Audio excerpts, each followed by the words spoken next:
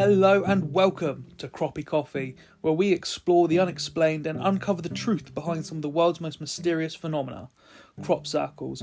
I'm your co-host Connor, and I've been dragged here against my will to explore the mysterious world of crop circles.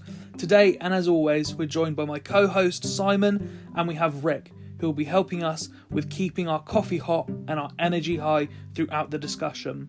Together, we'll be discussing our thoughts with a new guest each week, sharing our insights and theories. Whether you're a skeptic or a believer, get ready to have your mind expanded as we delve into the mysterious world of crop circles. Let's get started.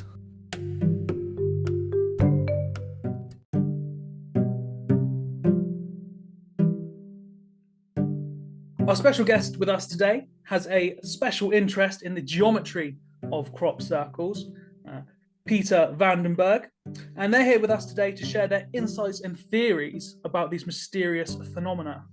We'll be diving deep into the history, evidence and theories behind the crop circles and discussing what it all means. So sit back, relax and get ready to have your minds blown.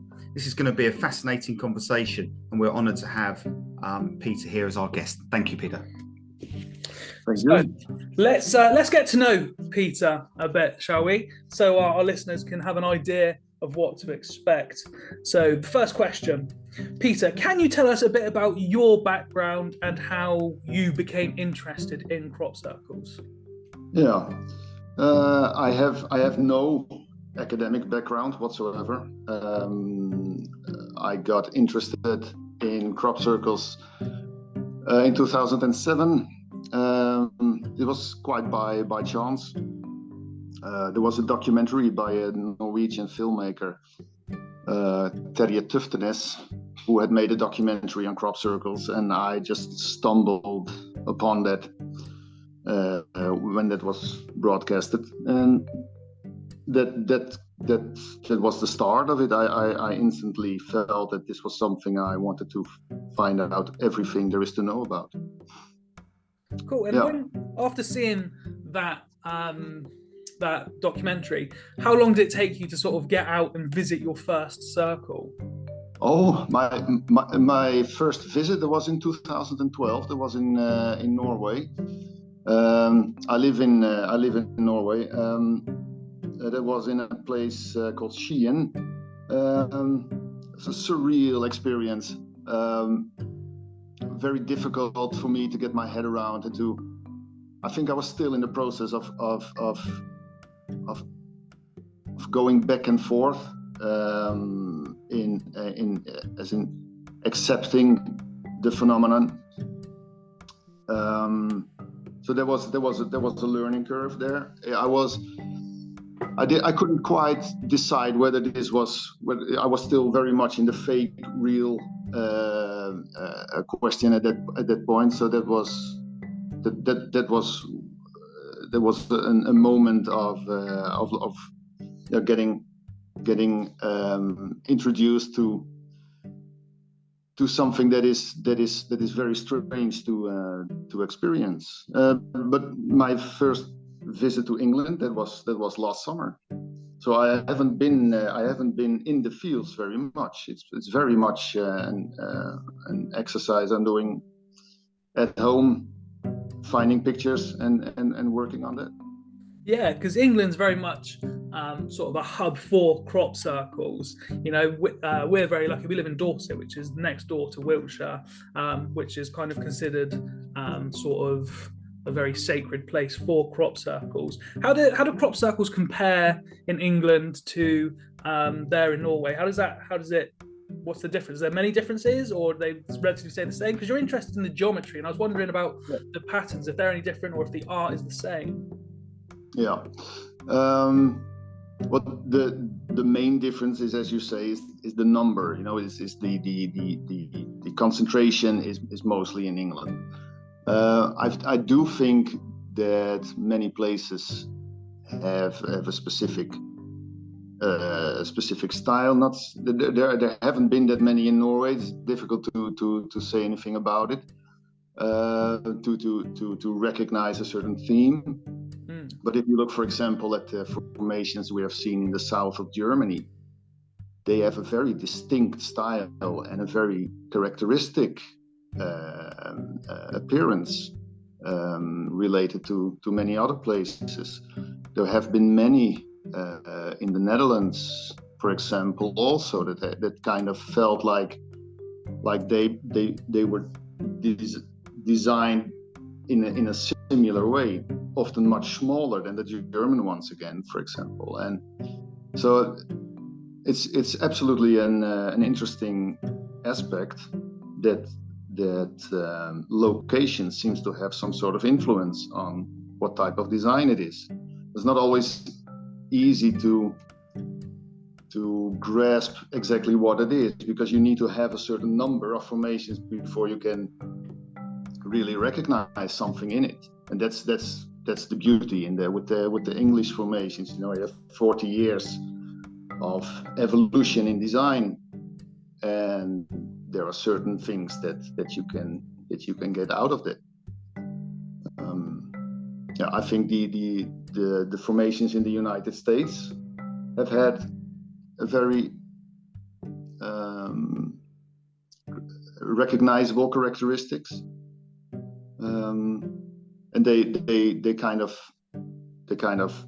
perhaps go back to their indigenous culture, but it kind of branches out. It's not just the geometry. There's a lot of culture involved there as well, and that's a fascinating aspect. Is that culture sort of apparent in the geometry, or is it something else that sort of shows the culture of the circle? No, I think geometry is a universal language. Okay, yeah. Yeah. But you can play with it or design or arrange that in a certain way. Then it becomes cultural recognizable. If you look at formation, I think many of the early 90s type of designs have become a cultural trope by themselves. Like, you know, they are used in movies, and everybody recognizes that. Even people who are not interested in crop circles, you know, they will recognize it instantly. Oh, that is something like a crop circle. So you can use shapes to convey a certain message. You know, graphic designers that make brand logos, they don't know everything about it, how to pull people in and how to influence people with shapes and proportions. Have they? So do you think these designs have become more technical as the years go on, as humans advance? You know, in technology, do you think they have become more complex, should we say? That's a great question. I think we have to make a distinction between complexity and intricacy. Okay. And I think that the formations from 1990 onward haven't really changed in complexity. This kind of level, but the intricacy in design has changed gradually up till, say, 2009, 2010, and then there was a change in that. The 2009 season was kind of the top of the curve with amazing intricate designs and a beautiful execution, and then the 2010 decade became more freely expressed. And now that we are at the beginning of the 20 decade, we can see that it becomes more balanced again. I think the complexity hasn't really changed from the early 90s, but it has been the intricacy, the increment of detail, the number of elements used in a single design. That is what has changed. But I find the same underlying structures also in the early 90s design.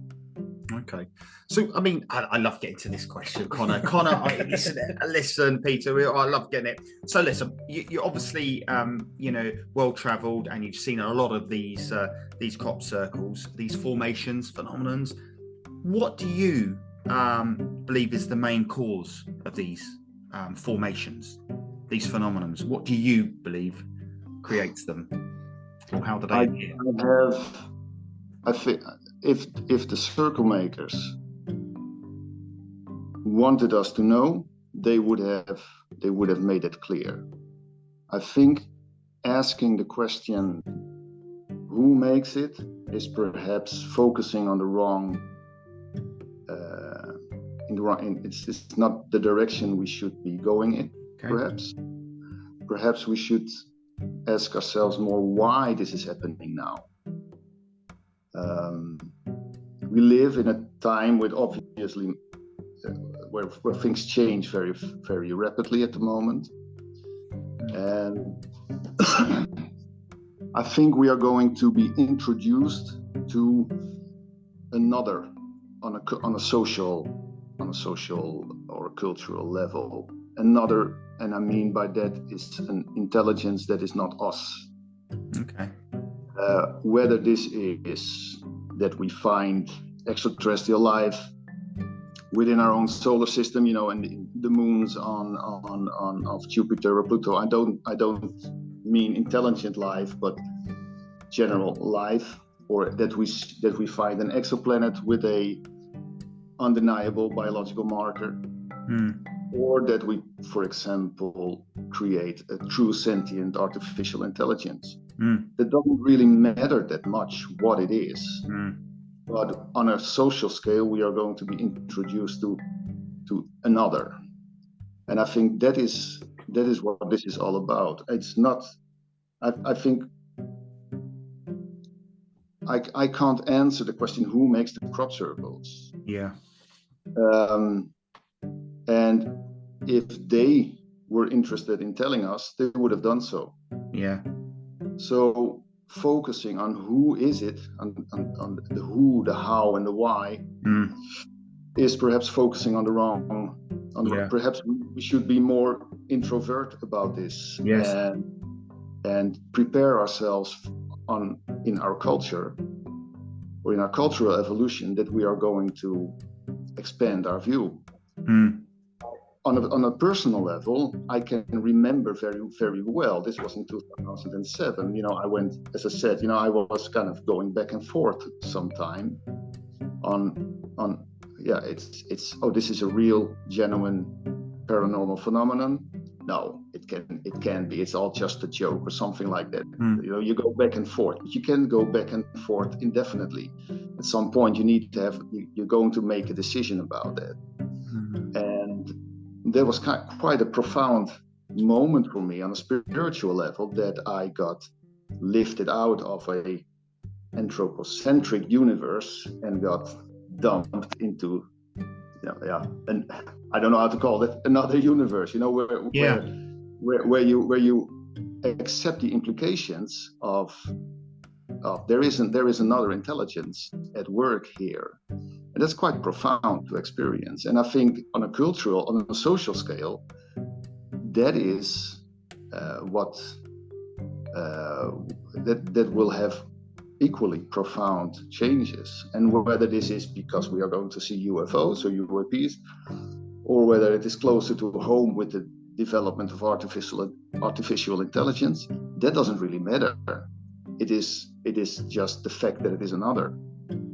So back to the crop circles, personally, I tend to see them as extraterrestrial, but I don't know. I have no means of finding a satisfying answer to that. So I think I'm sorry. I was just going to say, I think we're touching on something that in our other podcasts we've come across quite a lot, is that a lot of people don't view these crop circles as what's the word I'm looking for? They don't view them as such a expanded thing, but more of a personal thing, and that they could perhaps be messages from other people. Like you said, we don't know whether it's extraterrestrial or what, but the geometric patterns could perhaps be messages for us to prepare for what is to come, as you're saying. Yeah, and I suppose, and that's right. That's 100% right. And I think that whatever or whoever creates these amazing phenomenons, whatever or whoever does that, they are still an amazing work of art.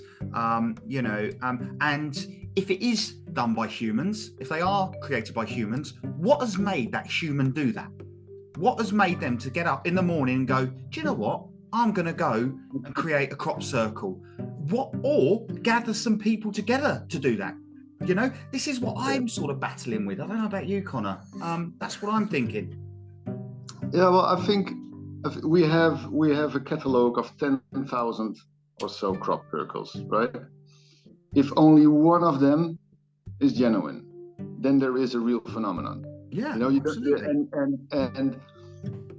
And looking at specific individual crop circles and keep asking the question, is this one real? Is this not real? Is kind of going around the main thing, what is really important here. And then you come back to the implications of another intelligence working with us. And people may make crop circles as a response to something that has appeared at some point. But I think that if we look at the direction our society is moving at the moment, I think that's where we should be focusing on. I find it absolutely fascinating.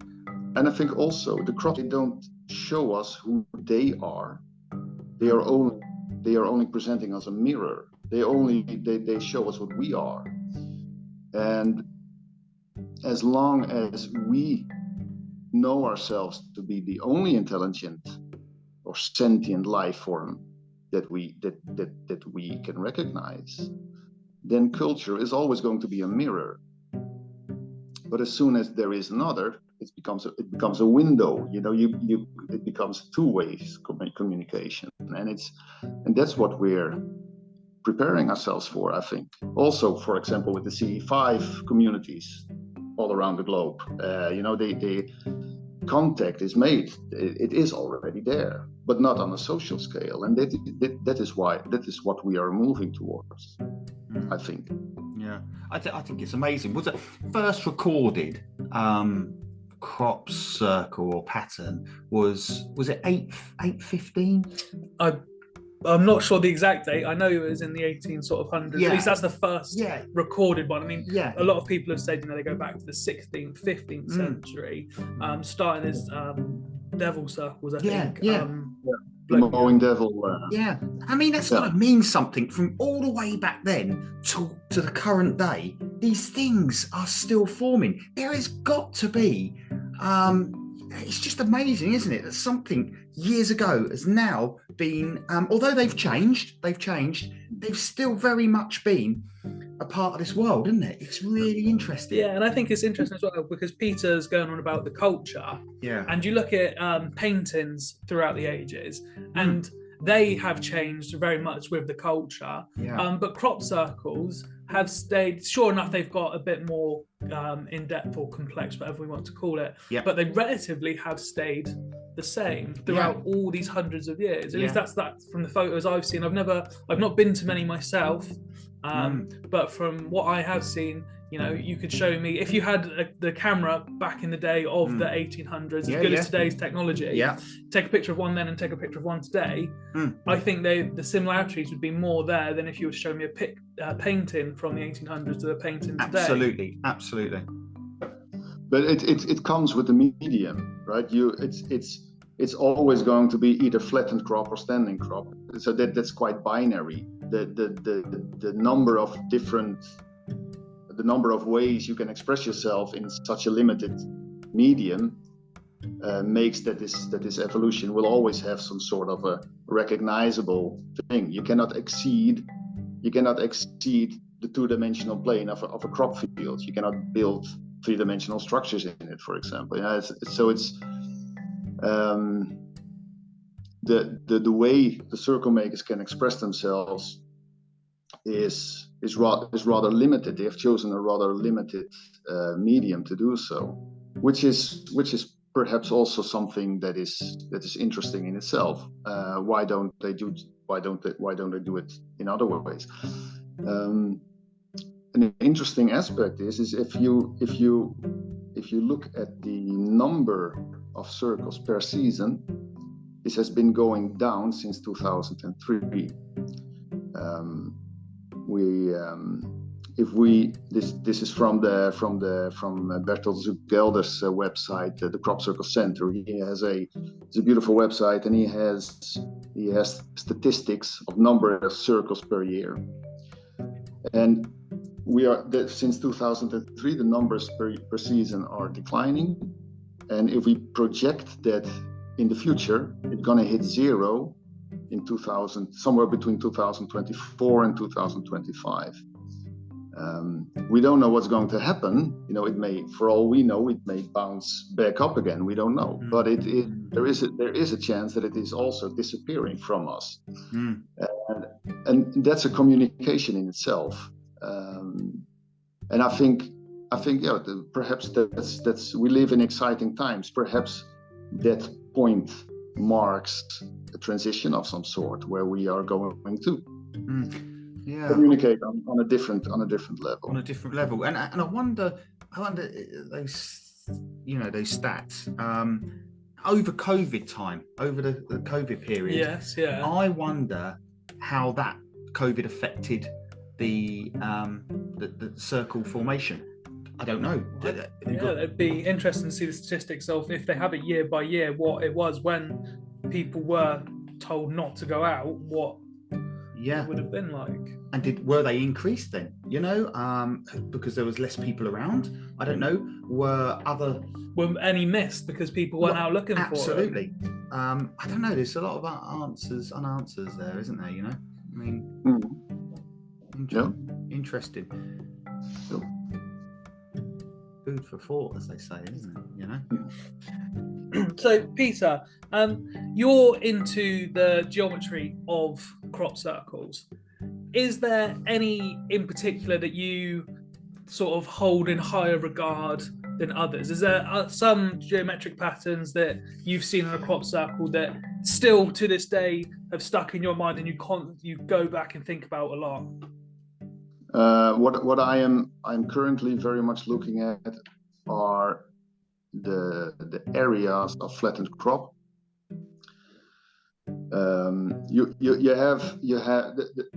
When you have a geometric design, you can have different elements that stand in a certain harmonic proportion to one another, right? Like whole number ratios. You have a circle with a radius of 3, and then another circle with a radius of 2. That's a certain harmonic proportion that you can recognize and you can measure. And if you have 2 separate elements, then it stands to reason that their area is also going to be in some way harmonic to one another, right?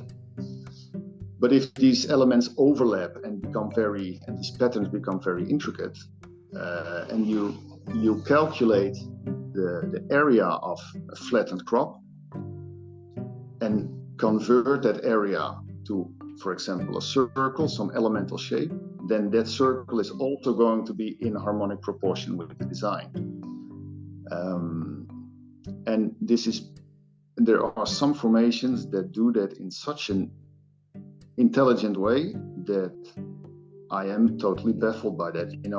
If I was going to design something like that, I wouldn't know where to start.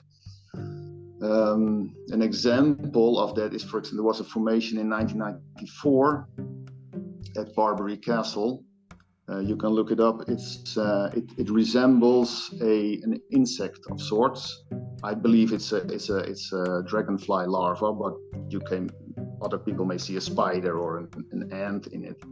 that doesn't really matter that much, but you have different elements that overlap each other in a very intricate way, circles and crescents, and there is a thin circle surrounding that design.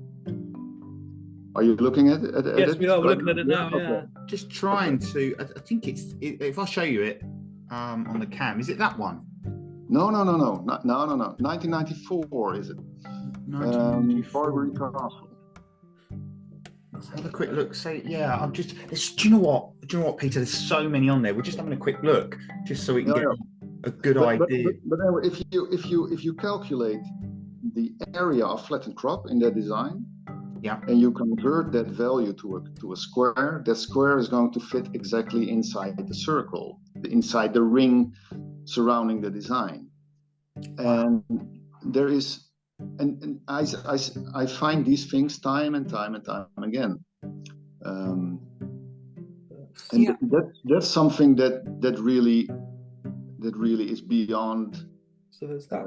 Beyond comprehension for me. I don't know where to start if I was going to design something like that. And do you know what you hear about? And this is part of our sort of podcast. You hear about people are in fields with planks and lines and now of late lasers and stuff like that to create these things, and they do it in a small window of darkness. To me, that's not humanly possible in my mind. Now, I'm a layperson, with all of this, but I find it really, really strange. Yeah, I mean, I've been thinking about this because you like to bring this up every episode, which is fine. You're clearly fascinated by it, and I go to bed thinking about it as well. And I try to think of answers for this question about how these patterns appear overnight. And one thing I think I come back to is, are they done overnight? Because obviously a farmer doesn't check a farmer's fields can go on for acres. Yeah. He doesn't check those fields every day. No. So are they done overnight, or are they done over a week? I don't know, but obviously it's very difficult because people, although the farmer's not checking these fields, people might drive past them and see there's one being made, but it all depends on the geographical location, I guess. But I've been thinking about this as well. And do you know what, I agree, but I mean, I still can't get it out of my head that some people have reported that this field today there was nothing in it, and then I went back tomorrow, and suddenly there's this complex formation in the crop. And in my mind, to have people out there with planks and lines and head torches and never to be caught. No one to my mind has ever been caught with a head torch on and a laser beam. There must be a logical reason. Somebody that does this may say, Simon, this is really well explained here. Well, actually, I'd like to know. That's the way they do it, right? People who make crop circles, or people who claim to make crop circles, they will have you doubt your own judgment on that. That's what they do. Right. That's their craft. I think the reason why this exists, this endless debate on social media, for example, if it can be done or not, has to be something like, because the rabbit hole we are going into needs to have an emergency exit. Yeah. Right? You get introduced to something, and you find, no, wait, this is way too scary for me. And then you need to have a way out of it. And if there are people who will tell you eyewitness accounts of things they have seen, there are certain formations that have appeared in broad daylight in a very short window of time. These stories go around, and that's enough if you want to accept the phenomenon as a true phenomenon. Now, if you're going to discuss on an individual level, this formation, can it be done by humans or not? As soon as you are going to say on record, this cannot be done by humans, somebody behind you is doing it, right? This always going to be the case. But that doesn't mean that the eyewitness accounts and, for example, the publications of Dr. Levengood in the 90s, or the work of Andrew Collins in the late 80s, early 90s, the video of the ball of light that Steve Alexander made. These things are all true. And keeping yourself occupied with the question, can this formation be done by people, is not going to get you further into the rabbit hole. You have a choice whether you want to proceed or you want to get out. And I think that is what many people are struggling with. You have to accept the implications of the other working,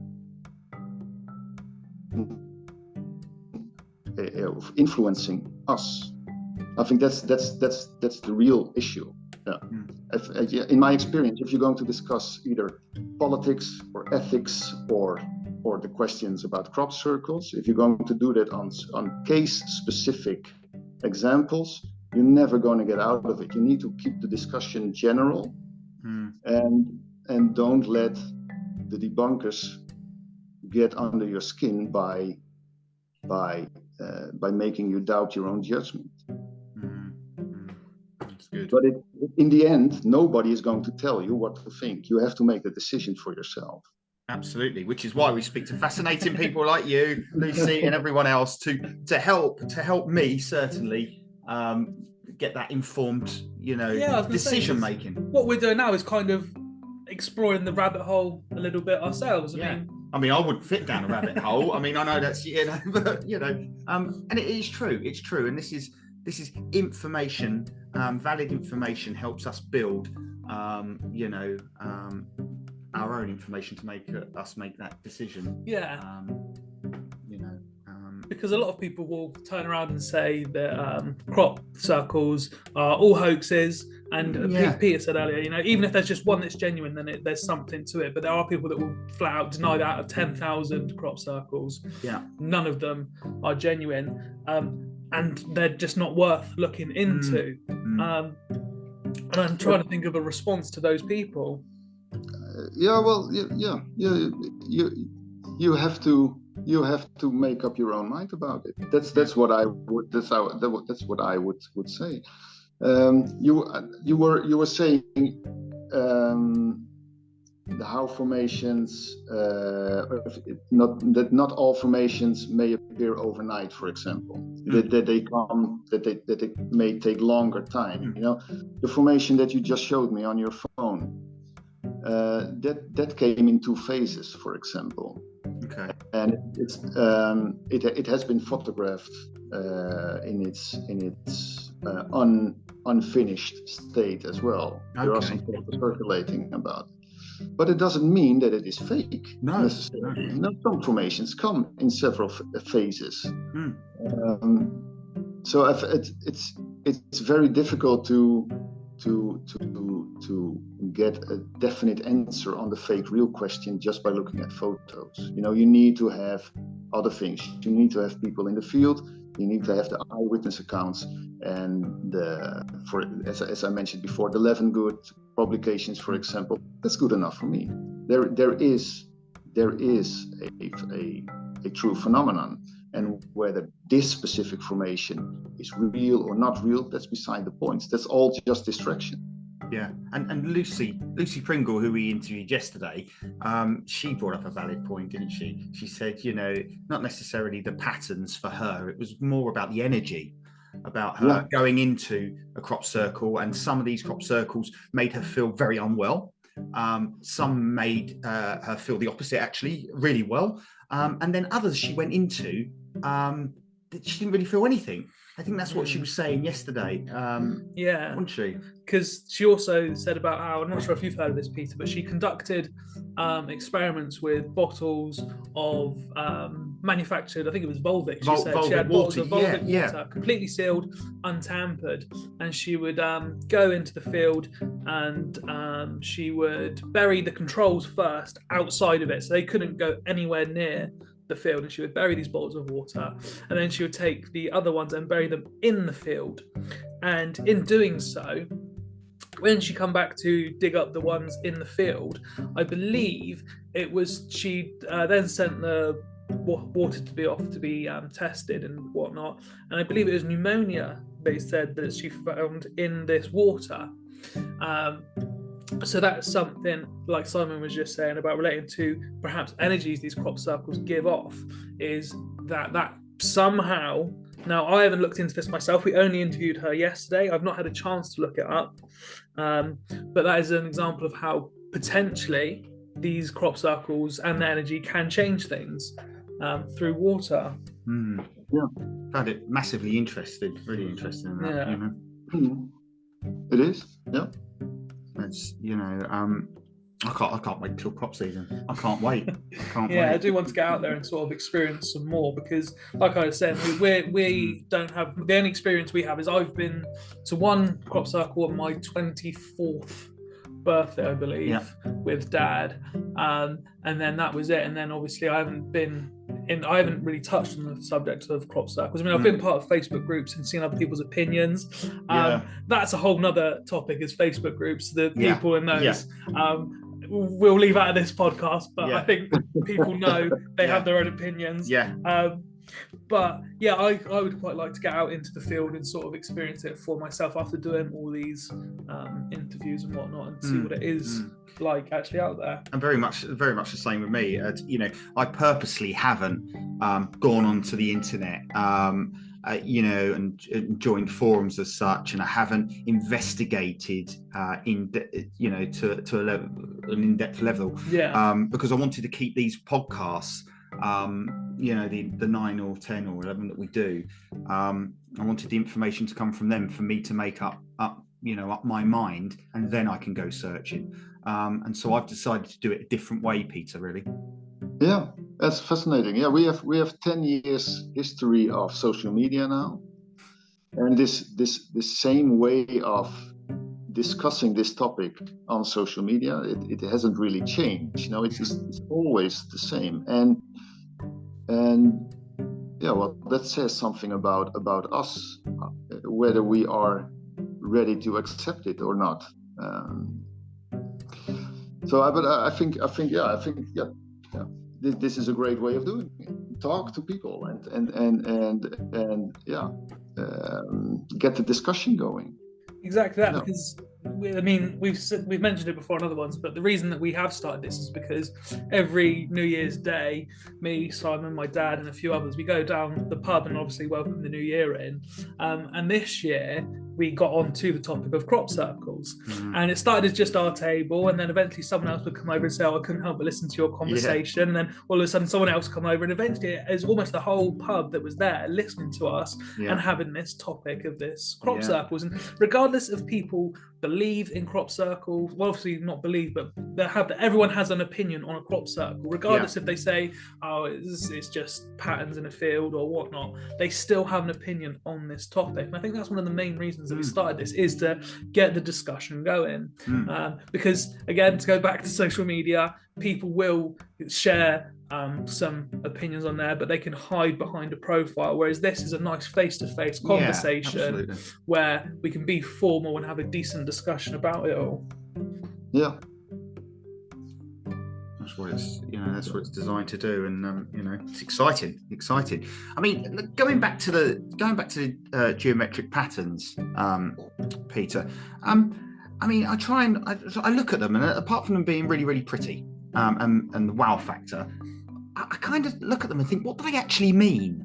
Is there anyone out there that actually deciphers these and says, well, actually, this means this, or that pattern means that? I don't know. That's a difficult question. When you have a formation that gives, for example, like the crabwood formation, the alien face and disc, you know, where you have a binary pattern that objectively gives you a text of information when you decode it. That's of course something totally different than looking at symbology or things like that.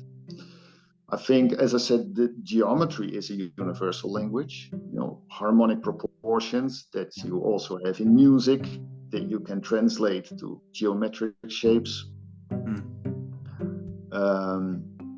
That's everywhere you are in the universe. That's going to be the same, and that is probably an aspect of why geometry has been chosen as a visual language.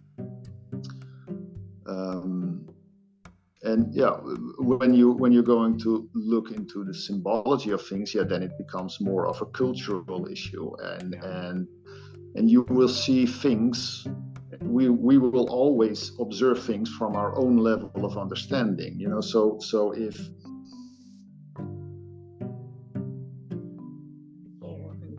if somebody sees, then that is true, and if somebody else comes along and says, "Oh, what a beautiful flower," then it is that. It becomes less of an objective fact. But the same thing goes for a poem or a movie or any of a work of art.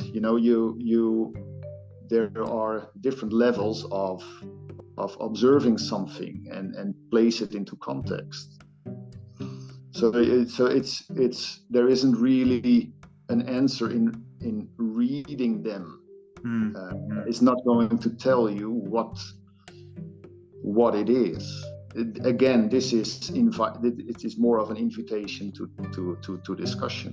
Yeah. But I love it when things are, for example, integrated in the landscape in such a way that you look at more than just a circle. You expand your view a little bit, and you may see a building or a tumulus, or perhaps the night it appeared, certain planets were in conjunction with each other, or things like that, and it becomes a larger story. You begin to look at more than just a circle.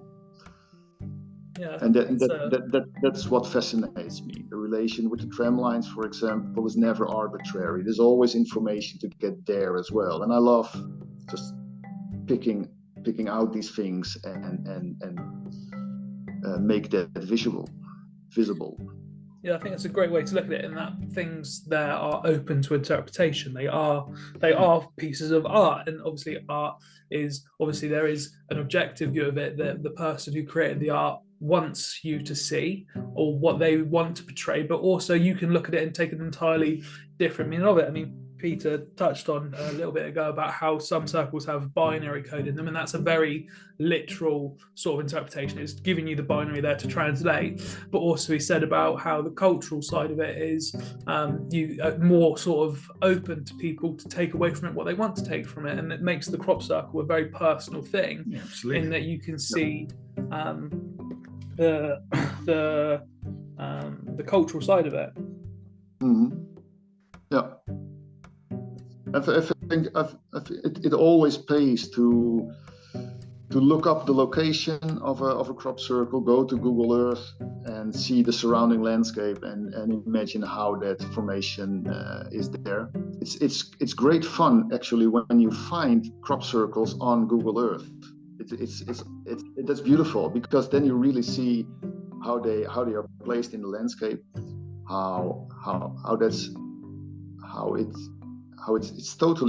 it's a strange thing to observe, and at the same time it looks like something that is very naturally there. It's beautifully often placed, and then there may be a building nearby that is something interesting, and then you look it up. Who designed that? What is it? Does it has some significance? And before you know it, when I look at these things, I'm reading about architecture, about science, about astronomy. All kinds of things come into play as well. And even if the crop circle turned out not to be that interesting anyway, I've read myself into other things that I found very, very interesting. It's a fun way of looking at this phenomenon. But again, it always comes back to our own culture, really. Even if I don't personally, I don't look at the crop circle phenomenon as something that we do, but it's the mirror aspect that is presented. Yeah, because I guess looking at it that way, crop circles can lead to personal development, like you said there. Although you may take a look at this crop circle and not think much of it, it can lead you on to other things. You said about you can learn about the astronomy from it and everything, and it furthers your own personal understanding. And again, with the Google Earth, it's how modern technology has affected crop circles, because before, not even that long ago, in the 80s and 90s, you could go into a crop circle, but you would be looking at it sort of at eye level, unless you wanted to rent a helicopter, you weren't going to see it from high up. But with today's technology of Google Earth and drones, it's very easy for the common man to look at these circles from a different aspect. And I wonder how that will change in the future. So these drones, like I've bought a drone. You got it brought from my birth. Well, I didn't buy it, but my missus bought it for me for my birthday. And these are phenomenal things, and anyone can fly one. I mean, look at me. I mean, I'm not very techno at all, but I can start this thing up, join it to my phone, and away it goes. And it follows me. It's brilliant. It's like my dog. It follows me everywhere, right? And I haven't crashed it yet, but I wonder how this will change. I think if we look back, during the 90s, many designs had a sort of organic, analog, elemental feel about them. This is not a very clear expression, but I think if you compare the formations from the mid 90s to say the mid 2000s, you see a clear difference in design. And around the turn of the century, crop circles began to look more like designed on a computer. And I think now, since the last year, for example, we have seen many examples of artificial intelligence making paintings or making visual expressions, and I think that is something that is going to be something we are going to see in the future of crop circles, if there are going to be crop circles after 2025, because the numbers are going down, and these numbers are not going to lie to us. And that's again a fascinating thing in itself. So going back to that, the crop circles are declining. Have you seen anything? This is the first I've heard of it, but have you seen anything to sort of explain why they're going down, or is it just that people have recognised that there's less numbers? Is there anything out there telling us why, or? No, I wouldn't know why that is. You can only see that it is a steady decline. Yeah. And this gives the impression that it is a coordinated event. It's not just some random thing, which is fascinating. You had the landslide moment in 1990, where straight lines were introduced to crop circles. Prior to 1990, it were mainly only circles and rings, circular elements. An accidental straight line may have occurred, but it didn't really made it part of the visual language. Then straight lines are introduced in 1990, which expands the possibility for the circle makers to express themselves exponentially. You get these very typical designs, these elongated designs with elements that are connected with straight lines and things protruding out of it, and other elements are gradually introduced after that. There is the change from the 1990s to the 2000s, as I say, is more subtle, but it is there. If you look at it, it becomes more a digitalization of information, if you will. Yeah. And then you have the top of the curve at the end of the 2000 decade, 2009. That was an amazing season, and then after 2009 you see a steady decline. During the 2010 decade, you see formations that are less intricate, often poorly designed, with failed symmetry. That doesn't mean that they are fake necessarily, but it is a different way of expression of the circle makers expressing themselves. And now in the 2020 decade that starts now, we see a more balanced approach. But against that backdrop of every 10 years, give or take a year, with a specific change, we see after 2003 a steady decline in numbers. And this doesn't make sense. This is if you want to discuss this on the fake real kind of level, it doesn't make sense, because cultural evolution is dependent on the number of interactions, and so this is a kind of a contradiction, but for me it's not so much contradictive, because I see it as a paranormal event that it goes by its own rules. So I don't know what the future is going to be. I don't know if we have a whole decade ahead of us with crop circles. This may be the case. The line may just kind of flat out and would leave us with a handful of formation each year. It may bounce back up again for all we know. We don't know, but it also may disappear, and then we have 4 decades of crop circles to look at and to keep researching on. I wonder why, and I think I've asked this question. I think we've asked this question before, Connor. I wonder why it seems to be predominantly in crops.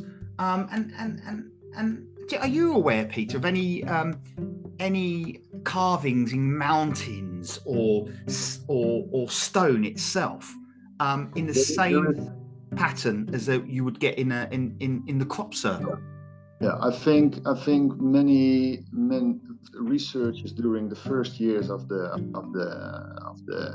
early 90s resembled these connected these kind of symbols used with cave art, for example. There are some people who have made that connection. There is the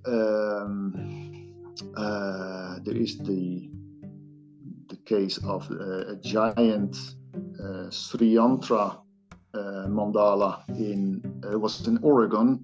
If you look up the 1990 Oregon Sri Yantra, you will immediately get that on your screen. It was a huge carving in desert sand, which has the same type of crop circle controversy around it. There was a man who claimed to have done it but couldn't reproduce it when for on cameras when asked. There were pilots in the area that also could take the time window in which it could have appeared down to less than a day, while the total length of lines used in the design was several miles. It was huge. So that's an example. It is often associated with the crop circle phenomenon. There have been formations in snow and ice, for example, that cannot easily be explained away by no entry points. If you have a field covered in snow, this was in the Netherlands. A few formations have appeared where lines were drawn in the snow, like the snow was taken out, but there were no footprints entering. And besides, if you're going to shovel snow out of a field of grass, you're going to see traces of that. And this was difficult to explain away, if you will. So there are other things. But it's the crop circles are fringe, and circles in other medium are even further out, if you will. And I think I still have this question, and we said it a couple of podcasts ago, I think, I was under the impression that these crop circles are made from forces above, generated down onto our earth or onto the crop circle itself. However, why wouldn't I open my mind to say what's saying that actually the force comes from within our within our world, from the ground pulling the crop down rather than it coming from the top pushing down? Does that make sense? I didn't explain it very well there, but there was a Dutch physicist who did some research on that. God, what was his name? Eelthoff, I think. And what he did, a bit like Lucy Pringle's work, he measured the effect on the crop on the perimeter and in the center, and he could by doing that he could kind of find a convergence point above the crop circle. That was it's kind of its point of origin. And with the Oregon Triantra, there was something similar going there, presumably. This is hearsay, but I have read about how also the lines carved in the sand in the periphery of the design were at a sharper angle than in the center, making it presumable that there was a point above that was kind of the center point from which the design force came down. Right, I see. As opposed to from the bottom dragging it down. From the angles. Absolutely. People have observed pillars of light prior to the manifestation of a crop circle. But other than that, I have no idea of how crop circles are made. Yeah. The Leavenworth publications talk about microwave emissions in the microwave range, but that doesn't really explain what its source is. So if you say, why doesn't this source can also come from within the earth?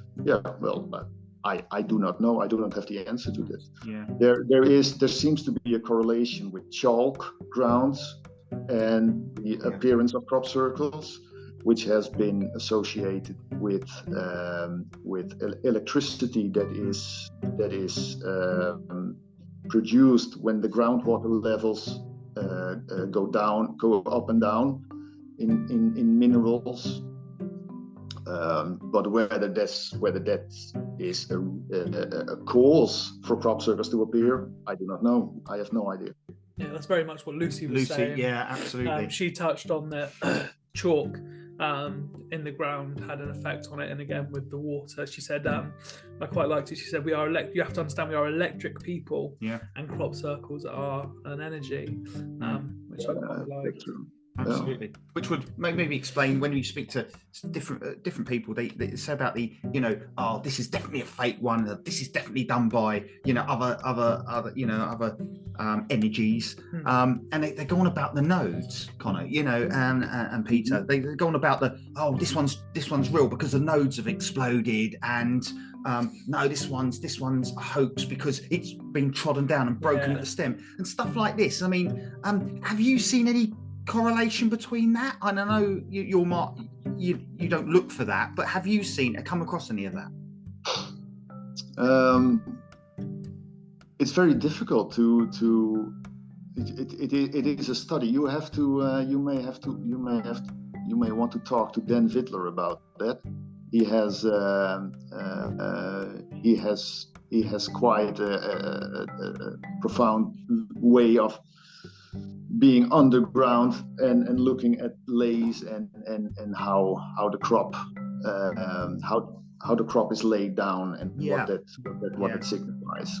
I was in my first crop circle in England was the one at Eachel-Hampton last summer, and my impression of that was that I could see what people meant by these cavities, these openings to make the crop fall down. Yeah. But I haven't studied the the unaffected crop. You only look at the flattened crop and you see a little marking at the point where they have fallen down, and you think, oh, that could be it. But to be sure, to make any conclusion on that, you have to, of course, you have to look at the unaffected crop. You have to look at crop in other fields. You have to look you have to have some sort of experience on that field to say anything about it. And I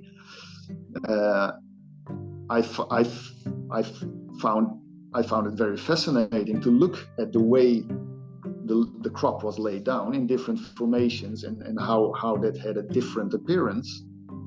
But it's difficult to say anything sensible about it, really.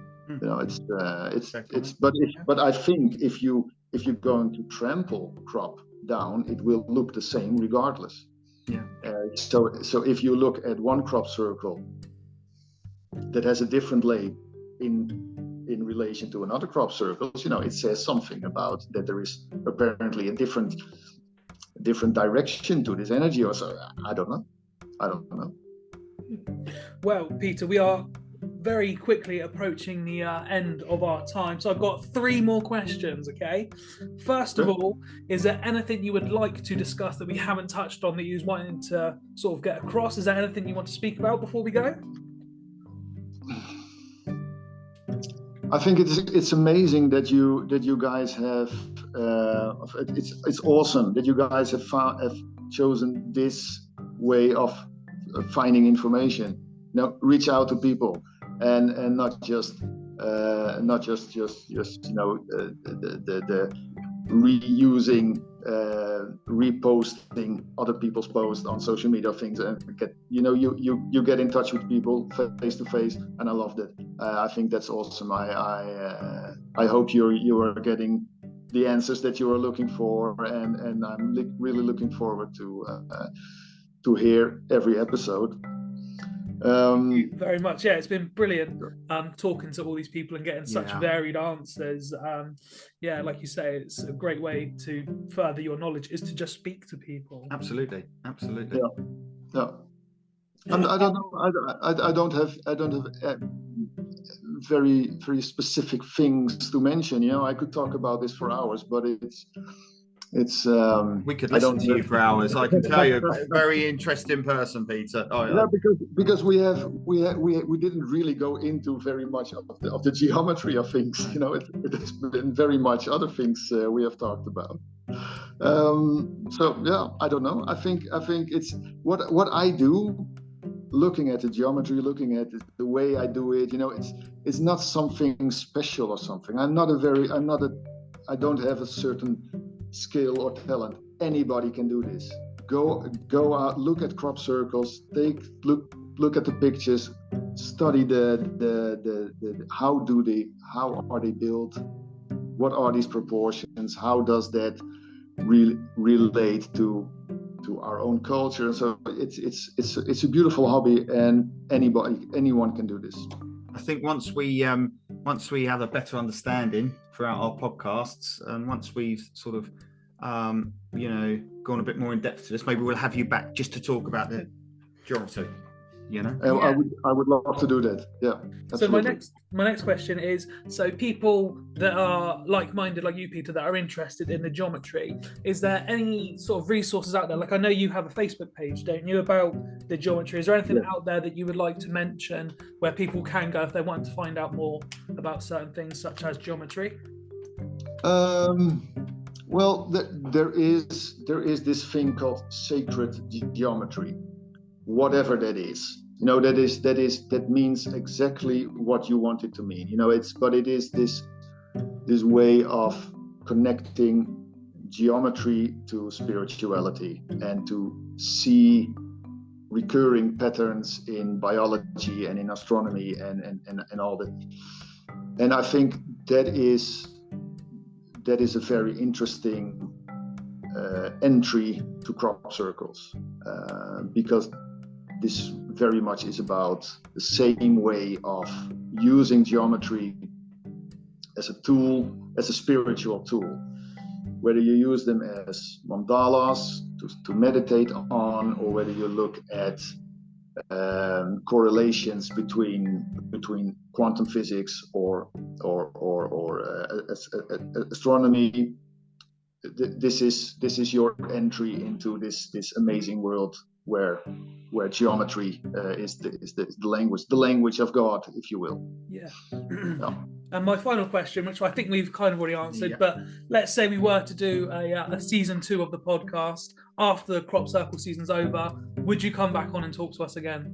Absolutely, I would love to. Brilliant, that's what we love to hear. Thank you, Peter. You have been brilliant. Thank you once again, Peter. Thank you so much. Bye-bye.